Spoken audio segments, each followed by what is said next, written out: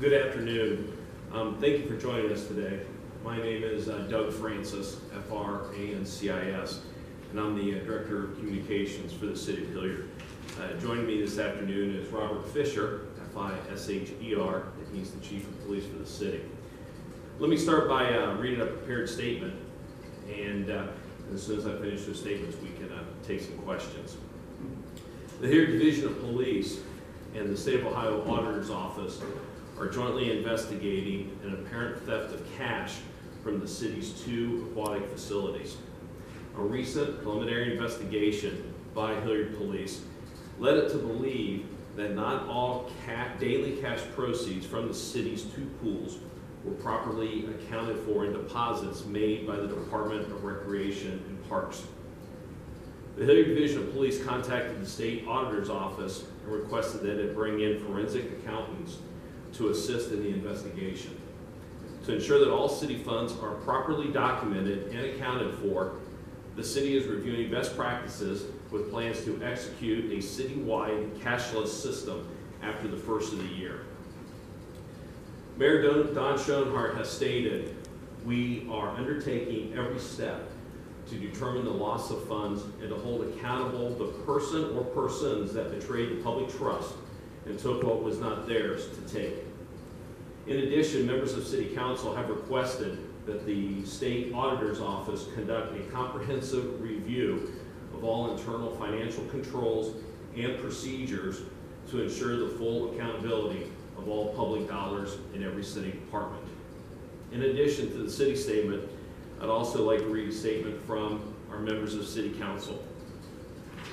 Every member of Hilliard City Council takes these allegations very seriously and is committed to supporting the ongoing investigation.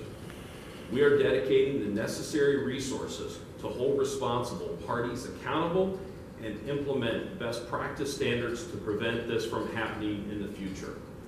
City Council has requested that the Ohio Auditor of State conduct a separate, comprehensive review of all internal financial controls and procedures within the Hilliard Finance Department. This audit, in addition to the ongoing criminal investigation, will ensure that necessary safeguards are in place to protect public tax dollars. Our members of City Council are dedicated to transparency in city government and will ensure that the public is informed of the outcome of both investigations. We'll now take some questions from you. Please keep in mind that this is an ongoing criminal investigation, so some of these questions we're not going to be able to answer. How much money are we talking, and how does that divide between the 2 facilities? Well, at this point, we cannot estimate or speculate on a total loss. This is an ongoing investigation, and as the forensic teams get through the records as well as the Division of Police, then we'll be able to come up with that exact loss. Give us a time frame. I mean, when did these concerns arise, and what period were you guys investigating? Well, actually, I'll leave that to you. Yeah. The investigation began this year. The scope of the investigation actually is looking at multiple years of time, and so the investigation will allow us to understand the exact loss that perhaps occurred, and then the time period as well. So that's what we'll be looking at. What made us go, we need to look into this? What was the trigger that made us investigate? So the Division of Police received some information. I can't reveal the exact source of that at this time, but it led us to begin an inquiry to see the circumstances related to that information we received. Do you see any charges? Do you expect any charges to come down? Are we talking multiple people, just a few? Right now, the investigation is focusing on most of the actions of one individual. That's not to say that perhaps more than one person was involved, but the scope is currently focused on the activities of one person. Given the nature of financial investigations, the amount of data that needs to be reviewed, the records that we have to obtain, it's a significant amount of time. So we're working hand in hand with the state auditors team, their investigative team, to obtain all the records that we need. And so we're expecting several months of time for the investigation to occur. that person currently a city employee?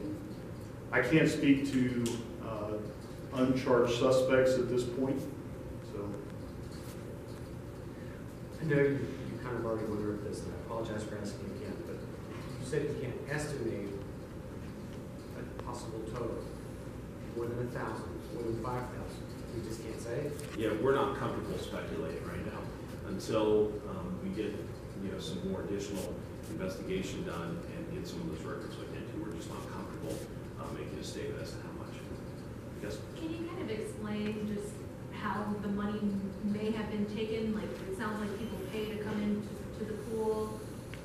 Was it taken from a register? Since that is part of the investigation, we can't specifically get into the details of that at this time.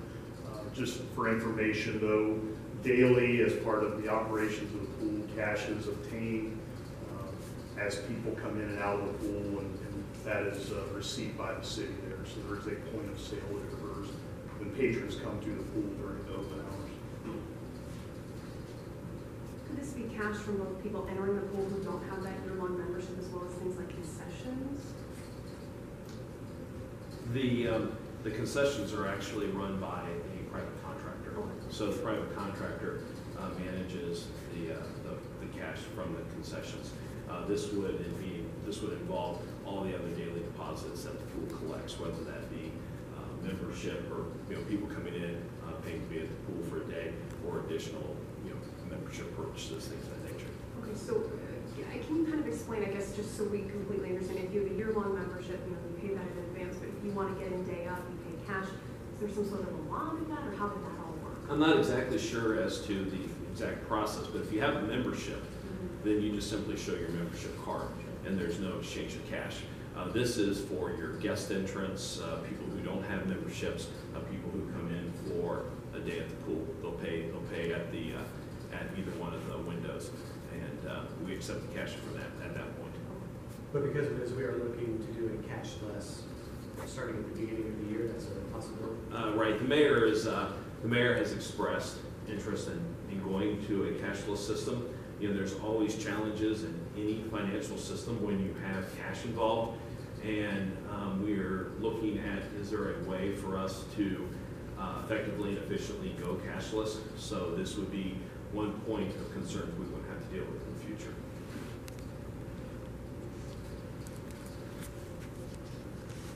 We've heard some allegations being made that, maybe a couple of years ago this was a problem, but it was pushed off, and now we're starting to address it. Any response to a claim like that?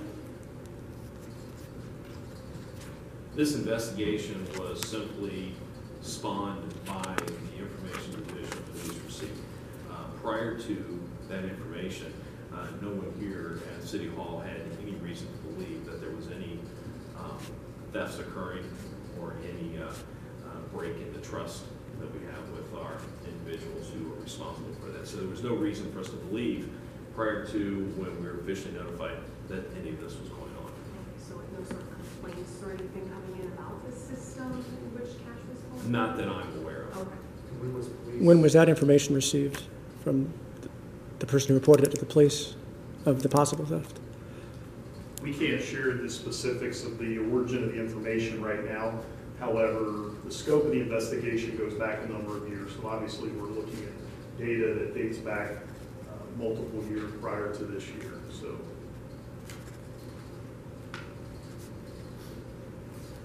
How long, the forensic accountants coming in, have they started their work yet? How long do you think that will take, timeline-wise? What are you expecting to get out of it? I don't have an exact timeline on the amount of time that at least our criminal investigation, the accounting piece of that goes. Separately, the city is asking for a forensic audit of the accounting practices of the city, and I've not been party to those discussions. I don't know if you know the exact time frame they're suggesting on that. We have made a request to the auditor's office for that independent forensic evaluation. So that'll be a matter of time of us just simply coordinating with the auditor's office to get them in here to start reviewing our financial practices. The administration, the sooner the better.